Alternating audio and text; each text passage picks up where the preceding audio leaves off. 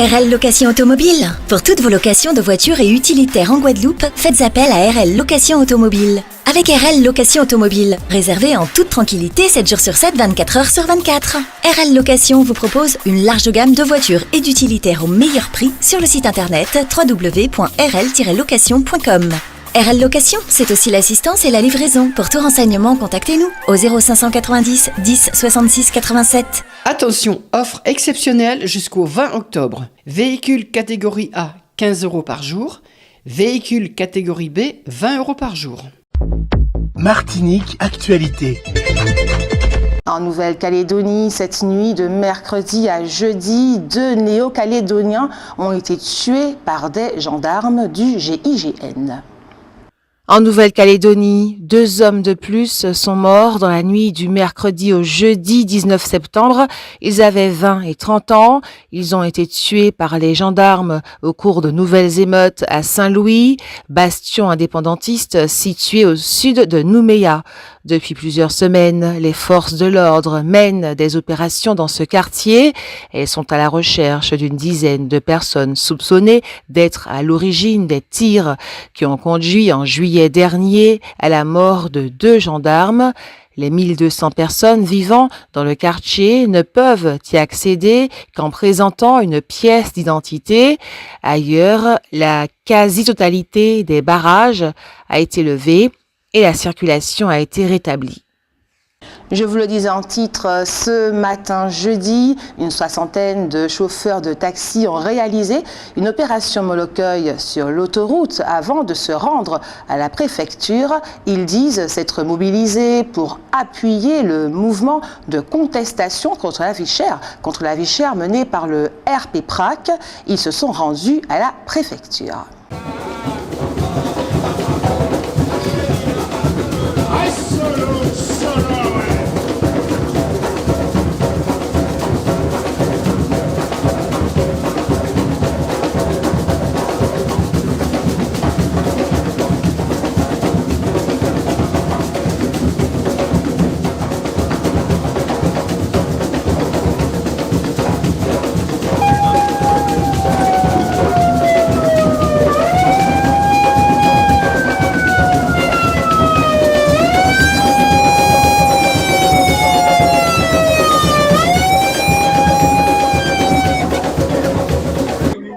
On le sait, c'est la collectivité territoriale de Martinique qui est en charge des routes nationales en même temps que des routes départementales. Le réseau route de la collectivité, c'est-à-dire le service qui s'occupe de l'entretien de ces routes, a entamé un mouvement de grève illimité.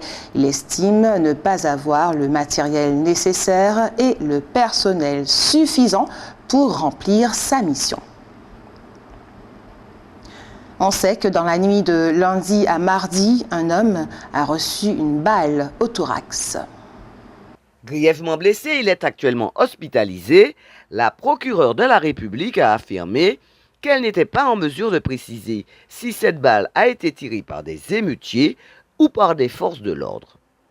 Une déclaration surprenante parce que l'on peut imaginer que la balle éventuellement restée à l'intérieur du corps de la victime ou même la nature des blessures peuvent constituer des débuts de réponse.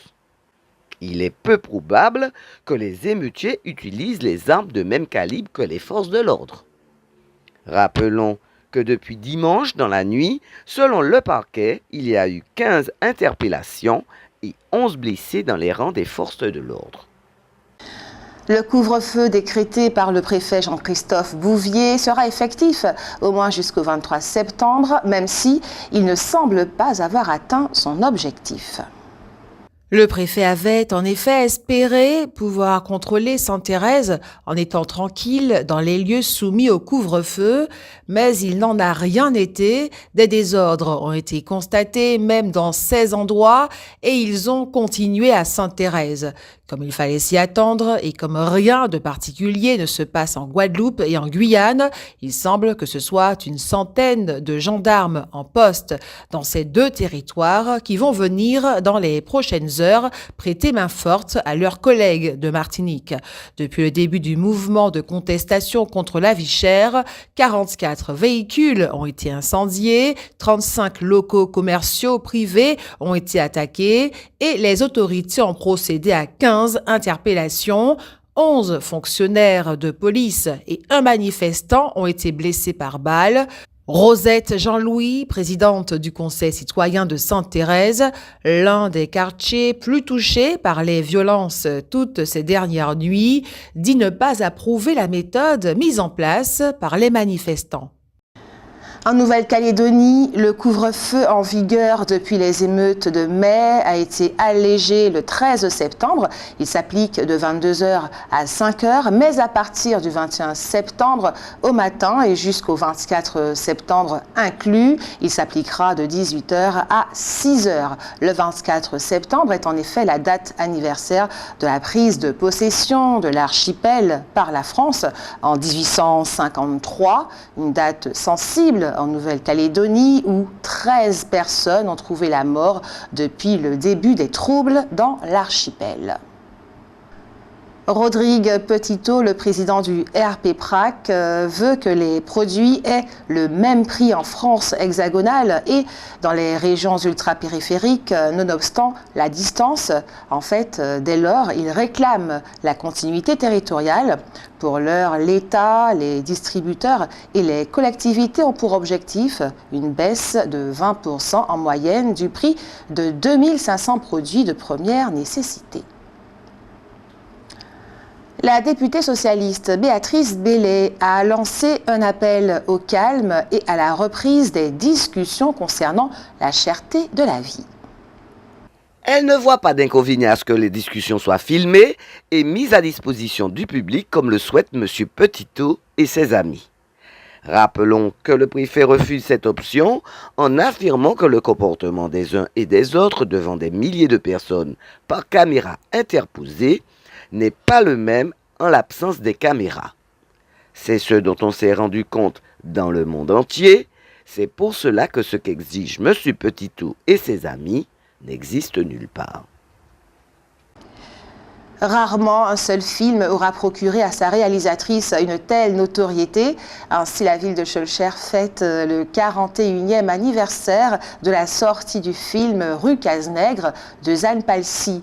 Il est projeté ce soir, jeudi 19 septembre, à 18h à la bibliothèque Georges de Vassoine. Cette projection sera suivie d'un échange avec Yomé Thompson, docteur en littérature comparée et cinéma, et spécialiste de Zane Palsy, et Maïté Marquet, interprète du rôle d'Aurélie dans le film. Tout cela est gratuit. L'Académie affirme souhaiter véritablement voir développer l'enseignement du créole en Martinique. Dès lors, un plan créole a été mis en place qui prévoit davantage de classes de sensibilisation en maternelle et de développement d'options qui sera ouverte notamment en lycée professionnel. Ce plan prévoit des parcours d'excellence bilingues depuis le primaire jusqu'au collège.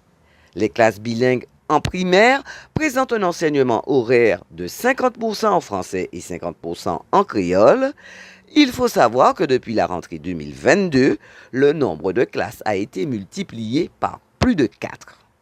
Samedi, le 21 septembre, au lycée de Bellevue, la rectrice va remettre leur certificat d'habilitation langue vivante régionale créole à 89 professeurs des écoles des sessions 2023 et 2024 qui ont obtenu leur habilitation. Pour rappel, l'habilitation langue vivante régionale créole a été créée à la rentrée 2008 et depuis, 713 personnels de l'Académie ont obtenu cette certification leur permettant d'enseigner le créole de manière réglementaire. Il semble que pour l'Académie, l'enseignement du créole a essentiellement pour objectif de mieux faire réussir les élèves, mais ce résultat n'est pas encore au rendez-vous puisque notre académie est l'une de celles où les élèves ont le plus bas niveau de toute la France. Et vous avez sans plus attendre la parole, c'est l'heure de votre avis compte. Les femmes martiniquaises sont-elles trop en chair? Nous vous écoutons.